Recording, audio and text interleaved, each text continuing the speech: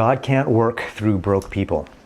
And that's important to realize, that if you want to build God's kingdom, you've got to get your finances in order, and you've got to get yourself squared away so that your focus isn't on money, it's on what happens after you have your money all squared away. My name is Cluff. I'm a former financial advisor turned financial educator and coach, and I love helping people manage, protect, and grow their money, turn their income into wealth, and build a massive bank account. So my claim is that God can't and doesn't work through broke people. And part of the reason why I have that claim is because, of course, God can do anything. He's all powerful. He can do whatever he needs to do. But part of the reason why I make that claim is more because of our availability and our willingness to be receptive to the callings that he might be placing upon our hearts. And so here's an example. If you're all day worried about your money, you're stressed out about your expenses, you're stressed out about your income, you're stressed out about your debt, you're stressed out about what's happening with your bills, then you're not going to be in a position to hear the Holy Spirit talk to you, guide you, direct you, and implement whatever he tells you as easily. And another thing too is that we've been called to feed the poor, feed the hungry, to service and lift up the widows and the fatherless. And how can you do that if you're busy working, if you're busy making a living, if you're busy, paying for all those things that you've bought, the cars and the boats and the houses that are super fancy. Now, of course, there's some real good things that you can provide work and businesses with the resources if you buy their services. And so I'm not saying don't be a consumer. I'm saying let's be wise with our consumption and not get to the point where we're overloaded such that we can't serve and we can't follow that promptings and those inspirations and those callings that are placed upon our hearts.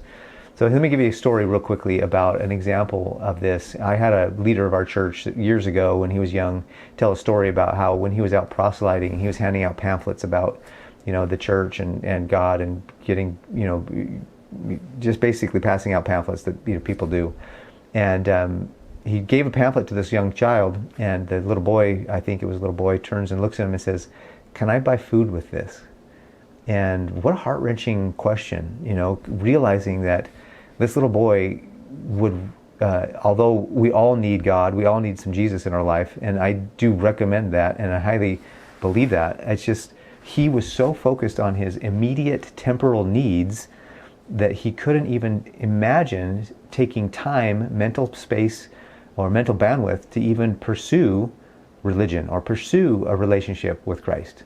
And so that was a huge eye-opener for me, and just also as a financial coach and financial advisor for the last 25 years, as I work with people, one of the things that I found, and I was a men's leader for my church, actually I was over the whole congregation, and I was the president of the men's group for all of the families, and one of the things that I learned in that process was that so many of the people, I would get calls, to go help people, and I couldn't do it myself, so I would call other people, and invariably I'd get, "I'm sorry, I'm at work. I'm sorry, I'm busy. I'm sorry, I'm doing this and that or the other."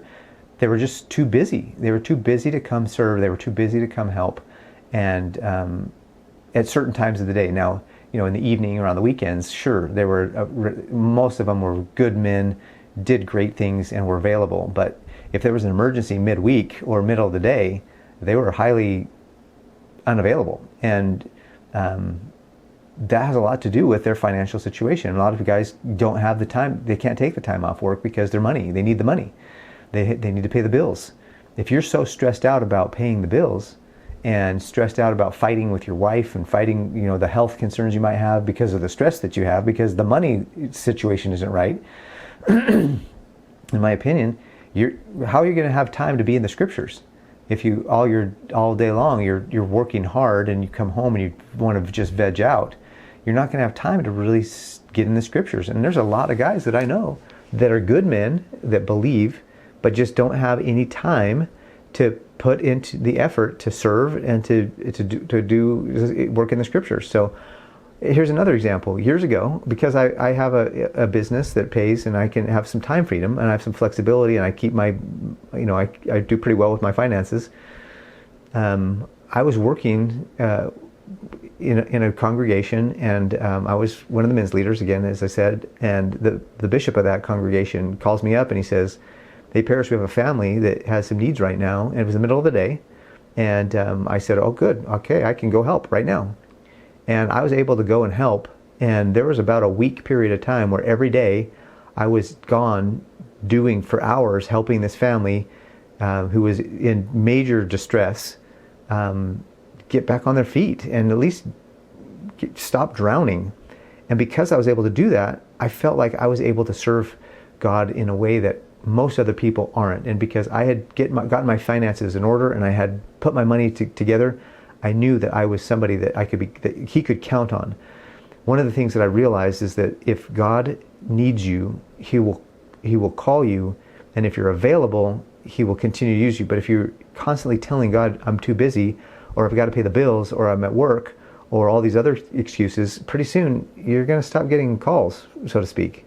And it's not, I'm using a metaphor here, obviously, but I think it's important to realize that if you're broke or you don't have your money in order and you're stressed out about it, it's highly unlikely that you're going to get regular messages from the Spirit and from God telling you, asking you to help. So one of the things that I learned over time as well is that there is a hierarchy of needs.